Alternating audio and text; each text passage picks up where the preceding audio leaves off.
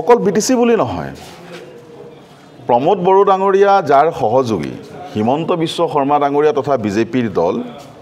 এক সাম্প্ৰদায়িক মনোভাৱ লৈ পেলাই অসমখনত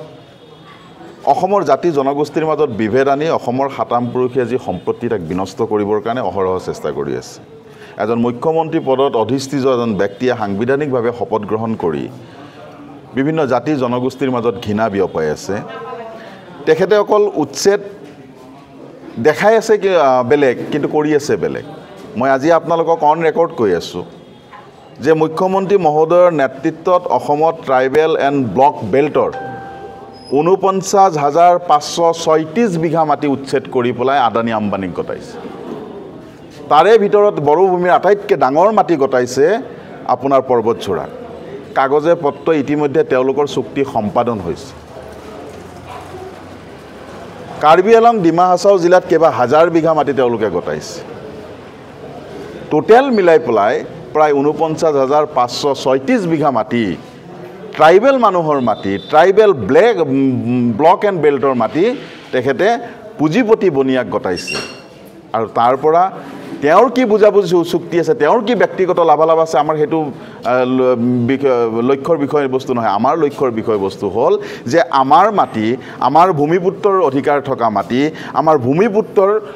কি বসবাস কৰা মাটি তেখেতে বড়ো ভাই কাৰ্বি ভাই মিচিং ভাই এই সকলৰ ঘৰ দুৱাৰ ভাঙি কোনোবা পুঁজিপতি বনিয়াৰ এখন চৰকাৰৰ মুৰব্বী হৈ পুঁজিপতি বনিয়াৰ দালালি কৰি আছে আমাৰ আপত্তি সেইখিনি আপোনাৰ যদি মাটি দিব লগা আছে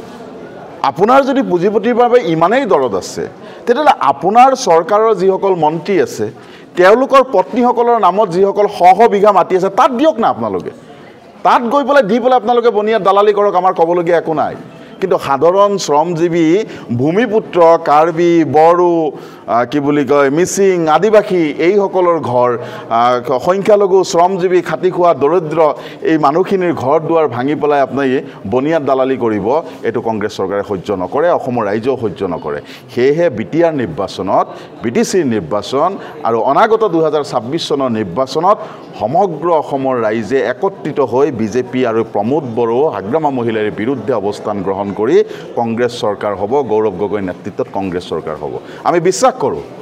যে অসমখনত বড়োভা উপেন্দ্ৰনাথ ব্ৰহ্ম কালীচৰণ ব্ৰহ্ম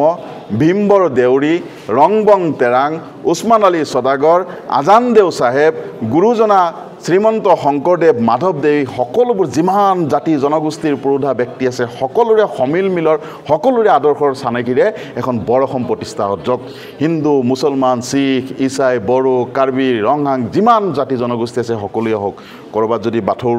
কি বুলি কয় মন্দিৰত যদি বাথৌ পূজা হৈছে ক'ৰবাত মছজিদত আজান হৈছে কোনোবা নামঘৰত শংখধ্বনি বাজিছে কোনোবা মন্দিৰত তিলিঙা বাজিছে হওক না জাতি জনগোষ্ঠীৰ সমিল মিল অসমখন সকলো জাতি জনগোষ্ঠীৰ সমিল মিলৰ জাগা এডোখৰ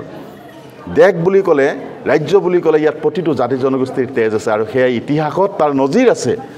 যেতিয়া যেতিয়া অসমৰ তেজৰ প্ৰয়োজন হৈছে অসমৰ অস্তিত্বৰ তেজৰ প্ৰয়োজন হৈছে প্ৰতিটো জাতি জনগোষ্ঠী এনেকুৱা এটা জাতি জনগোষ্ঠী অসমত নাই যিয়ে অসম ভূমিৰ কাৰণে তেজ দিয়া নাই আৰু সেইখন ৰাজ্যত যেতিয়া কোনোবাই ধৰ্মৰ নামত বিভেদ কৰিব জাতিৰ নামত বিভেদ কৰিব বৰ্ণৰ নামত বিভেদ কৰিব ইয়াতকৈ দুখজনক কথা অসমত থাকিব নোৱাৰে অসমৰ মাটি বিজেপি আৰু নাগপুৰ হিমন্ত বিশ্ব শৰ্মা ডাঙৰীয়া প্ৰমোদ বড়ো ডাঙৰীয়া ভবাৰ দৰে